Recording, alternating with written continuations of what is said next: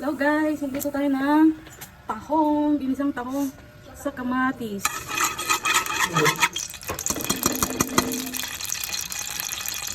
Lagyan tayo mantika. Painitin na natin yung mantika.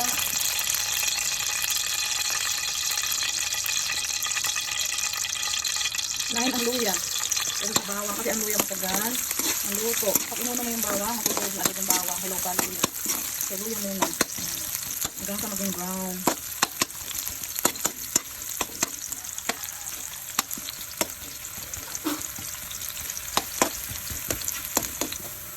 Okay na yung luya. Dilit natin siya ng konti. Ilagay natin itong sibuyas.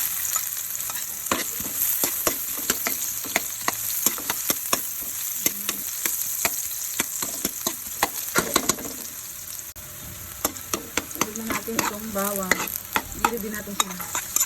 Mas masarap pag malaing bawang, sibuyas at luya. Para mas masarap ang ulam.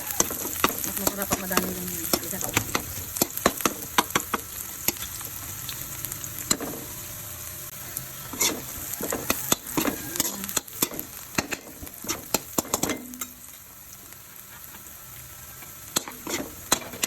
Mag-brown.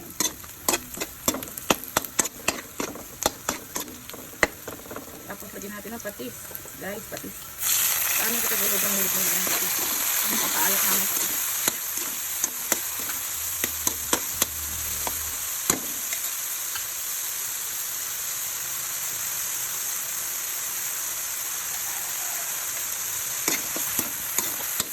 Tapos ang patis kamatis. Patis kamatis. Ay, hindi pa nila natin itong kamatis. Ay, yung mga wala natin. Ay, parang ba't na ganyan. Malalagay ko talaga natin. Parang ba't na ganyan.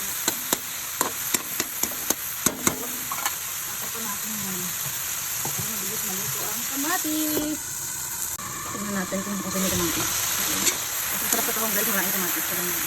Para yung sabaw ng tahong mamula-mula pa. Para siyang jampong. Mamula-mula tapos asin-asin ang ihang. Kaya kapag ito na kamatis, ilagay natin ang tahong.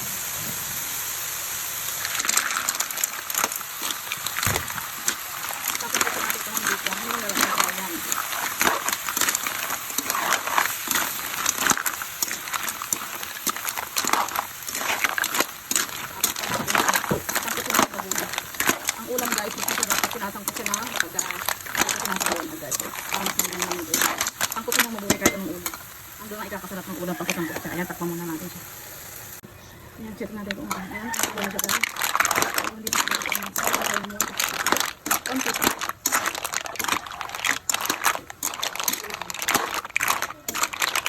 Hindi na siya. Pwede kami siya ng init. More sangkot siya pa. Para natin luluto yung tahong. Tingnan natin guys kung pwede na. Basta yung nasa bawang ng tahong. Para lagyan na natin siya ng tahong.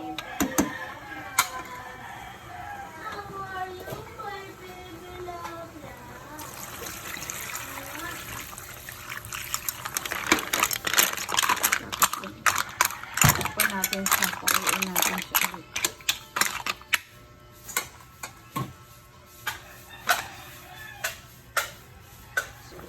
Yan guys, kumukulo na. Kumukulo na ang ating tahong. Lagyan natin ng sili para mas maanghang.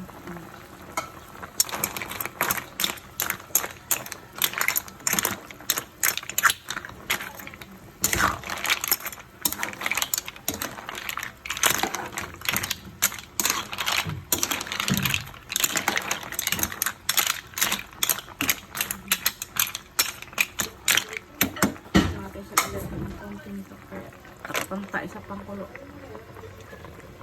Guys, natin ng sili guys. Natin ng sili. Ayan. Tapos, natin siya. Haluan lang natin ang ano. Ayan, luto na siya. Okay na to. Pwede na to.